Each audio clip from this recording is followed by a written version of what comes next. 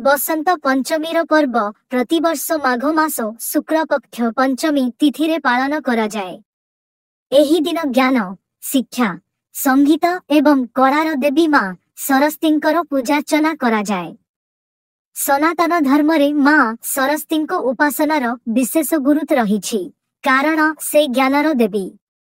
बसंत पंचमी दिन देवी सरस्वतींको पूजा करिबा द्वारा देवी लक्ष्मी एवं देवी कालींकर मध्य आशीर्वाद प्राप्त होइथाय बोली मान्यता रहिछि। चलित वर्ष फेब्रुआरी 2 तारिख रे सरस्वती पूजा पालन कराजिबो।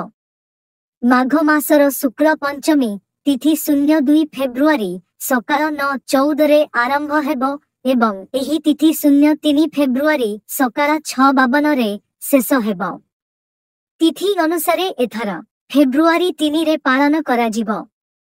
शास्त्र बसंत पंचमी एक प्रमुख पर्व भावे विवेचना करा जाए। मां सरस्वती को बाघदेवी, भगवती, शारदा, वीणावादिनी रूपरे मध्य पूजा करा जाए। एही दिन को बसंत पंचमी, सरस्वती पंचमी, श्री पंचमी नामरे मध्य जनाशुना।